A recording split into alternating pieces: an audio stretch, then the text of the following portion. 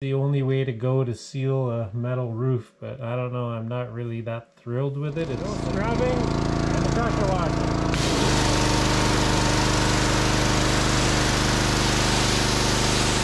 With hair, dog hair, or maybe it's dust and hair, I don't know. Now my wheels in motion and my windows open with the wind blowing in my hair. I'm driving down the highway, gonna do this my way. I can feel it in the air. Here I go. A little bit of work up on the roof here today. I got to do some resealing. I did some of the back already. I'll go up there in a minute. I replaced the vent in the bathroom already.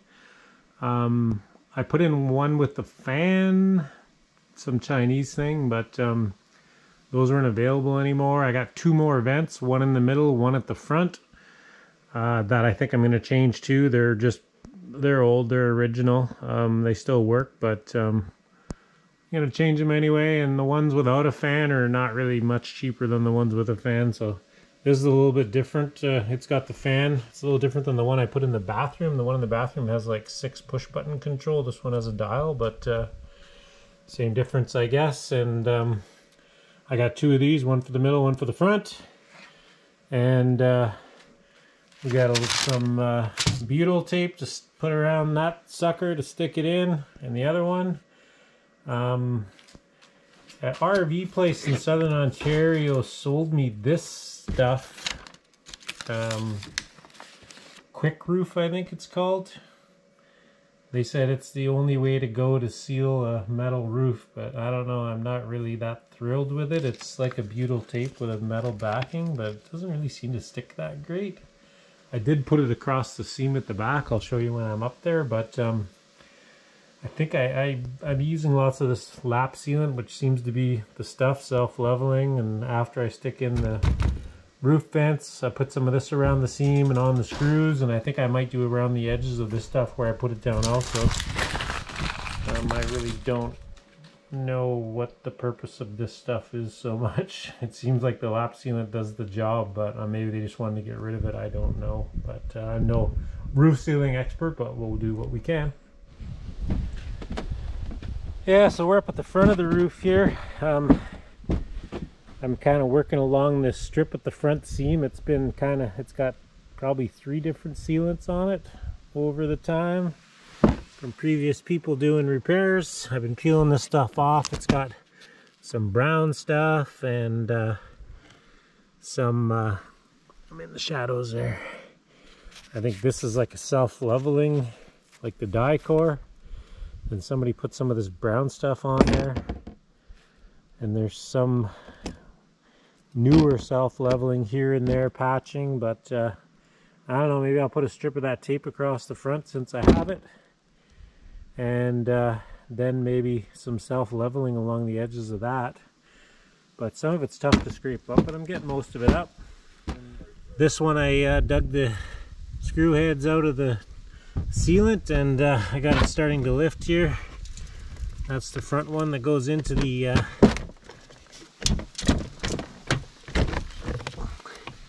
you can see that old butyl tape is all dried up. Clean that up. Yeah, it goes into the bed area up top there over the cab. I'm gonna have to take the air conditioning cover off and clean that all out there, reseal that, I guess. One more vent in the middle here. I'm going to take that off. I already had taken the Max air cover off. They're a little cracked, but I think I'm going to reuse them. They should be good enough. And at the back, I'll walk down there and show you that.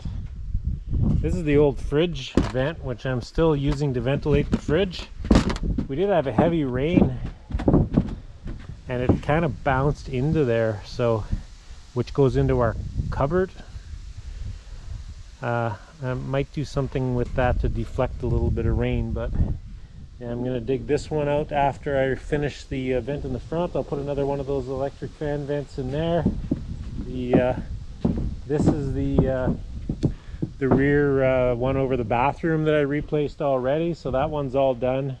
I did put some of this tape stuff across the back here, but I was just back there pushing on it, and some spots aren't even stuck, and I pushed it down really good on a warm day, so I really don't know how good it is, but I think I'll put lap sealant along the edge of it just to be safe. I still got a little bit of lap sealing to do on the around the ladder and the railing here, but I did do some of it. I just that tube ended, so that's where I ended, and that was a ways back, so we'll get to that today. And there was where the roof seal or wraps around the edge, and there's a strip trim strip screwed over top of it. It had been sealed a little bit. I don't think it's really a spot of issue, but I'll probably put a little bit of sealant along the rest of that too where it hasn't been resealed, and we'll see how she goes. As far as solar panels go, this is where the 100-watt panel was, and you can see there's a hole in the roof there. I have a proper fitting to seal the wires into the roof opening, and I hope that my new panels, since that was 100 watt, the new ones are 210 each. They should go basically in the same spot, one on each side, and a little farther forward though, of course they're a little bigger, but hopefully that works out, and we'll get a little bit more video of that when they go up. So I think I got this prepped pretty close now. I'm just giving it a little clean, hit it with a bit of zoom cleaner there. I took the wire brush to it and give her a little wipe with the zoom cleaner to get the dirt off that the wire brush didn't scrape away. Then I'm going to put down a strip of that sealing tape on here before I put the roof vent in. So I got this tape, whatever it's called, tape down. I let it sit in the sun for 10 or 15 minutes. It's only about 19 Celsius out here today, but the roof's so hot I can't even stand on it bare feet, so the sun's strong. So it softened up in the sun a bit for 10 or 15 minutes, and then I took this little roller and just kind of rolled it into all the nooks and crannies and around the screws. Now I'm going to get some of this butyl sealing tape here, get it around the fan opening, and we'll get that put in place. Okay, I got this butyl tape around. I tried to cover the old screw holes, so that'll seal them up, because I'm not sure these new ones will line up with those old holes, but the butyl tape will seal them up nice. So we can stick this in place now. I'll probably have to go down below and make sure it's all centered nice so the trim ring fits. Get the wires down in there. Should be somewhere around there. And make sure it opens from the back. I'll go down underneath and make sure it's centered in the hole. All right, looking good down below. Now, get a couple screws in this sucker.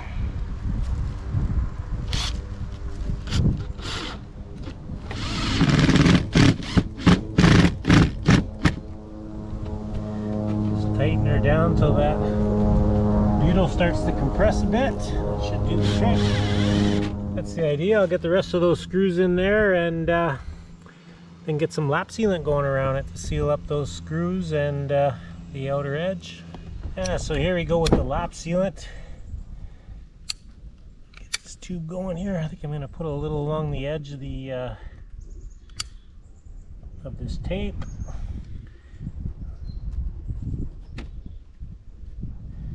Just to be extra safe. And then along all the holes on the screw holes, we'll put a dab. Dab here and there. And that stuff will level out on its own. I'm also going to do a nice healthy bead all around.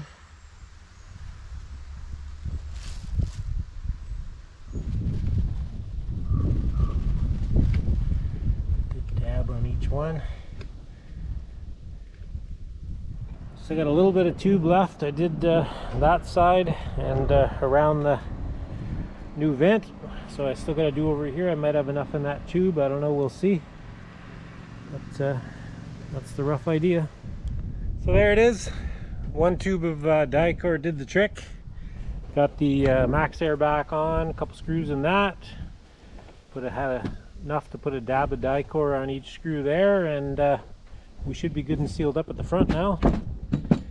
Now to work our way back to this one, you can see how the old sealant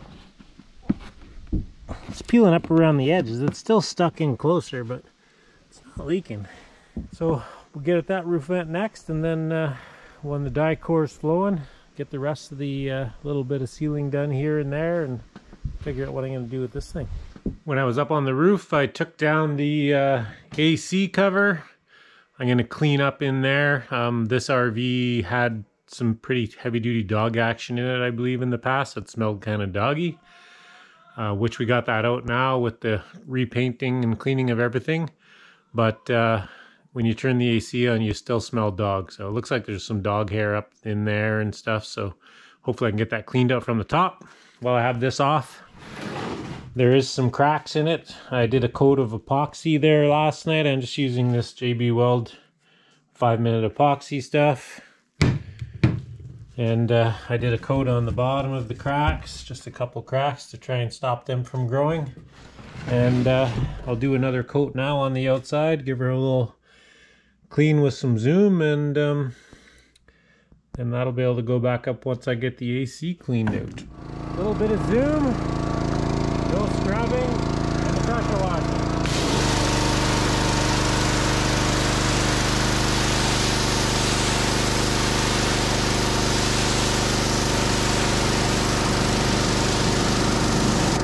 So covers off the AC unit, and I took this one other little cover off that gives us access to this coil. I don't know if you can see, this thing is just jammed right up with hair,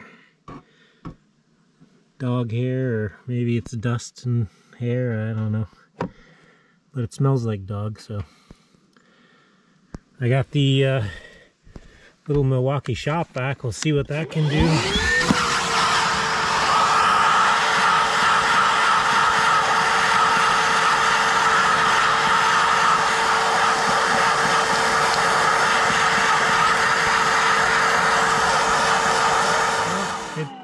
Seems to take it off the surface anyway, so I'll carefully go around that. Don't want to bend the little fins.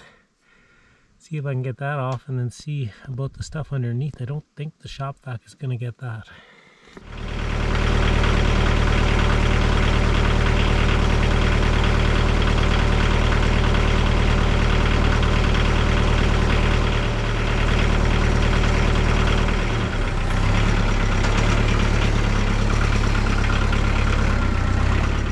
Try a little garden hose pressure to see what that does. I don't really want to hit it with too much pressure like a pressure washer or something. I don't want to bend fins, but see what this does.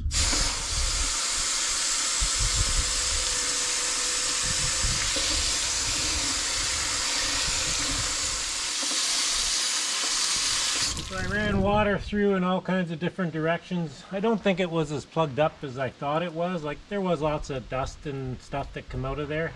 The way these fins have these little, so many bends in them, you can't really see through no matter what you do.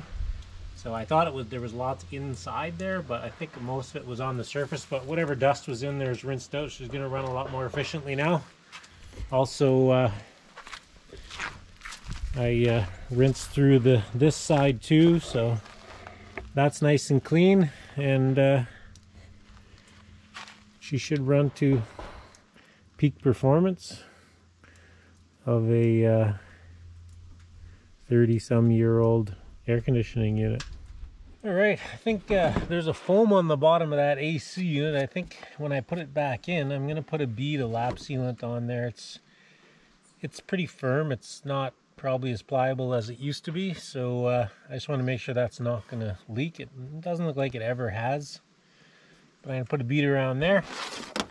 and drop that AC unit back in. Yeah, I think I have it pretty close to where it's got to be to drop down on there. We'll, lower her down. This wire's going to go through here.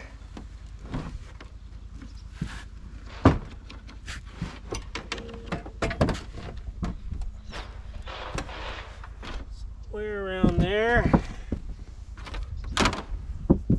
Down underneath and make sure it looks like it's lined up, and clean this lap sealant off of my hand.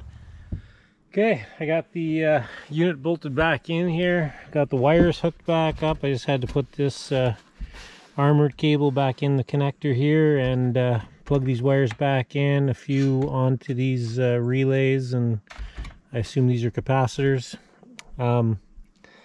I took a picture, of course, before I took it apart, so then I know where to put the wires back on, because my memory isn't as good as I would think it would be. And then I just need to bolt this cover back on here, and that cover back down, and we're good to go. I can put the cover back on it. There we go, she's back in, blowing cold air. Just got to get the cover painted and put it on. Up here doing the solar panel install today. Sorry about the noise, but we got a power outage. Kind of ironic that I'm putting up solar panels and we have a power outage, but we're getting these panels up here. I got the whatever you call these fitting things to seal up the wires going in to inside. I got this panel mounted down. The hardware that came with these Z brackets was kind of more for metal. It was a fine thread thing with a metal drill screw thing on it, which didn't really, I use them on the inside, but they don't really bite that well into the wood, so I switched to just regular stainless steel screws for the outside here, and then I put a bit of lap sealant underneath before I put the screw in, and then a little dollop on top of each head. I decided to put both panels on this side, just so I don't have wires running across. So I got two 210 watt, I believe they are. I'm going to run them in series, so be coming in at 24 volts. So actually they're like 20 volt panels, whatever. So maybe between 24 and 40 volts. I don't know. Whatever it comes in at to the MPPT, and then that'll bring that down to 12 for my batteries. And make a ton more power than the old 100 watt panel down there in the shadows made. So I'm going to slide this front panel back over top of those fittings, close to this panel. And I'm trying to line the inside ones up with some crossers. And the outside, I got a solid wood crosser underneath all the way down, so the outside's easy to mount to. But the position's determined by where the crossers are on the inside. Then I guess if I wanted more panels, I can put more going that way later, but I don't see why I would need more. This is we'll be, I think, looking to use power with this much solar when the sun's shining anyway. But if not, we got the little generator that does the trick. And I'll get on to putting that other panel on and then hooking up inside. The time is now. It's now.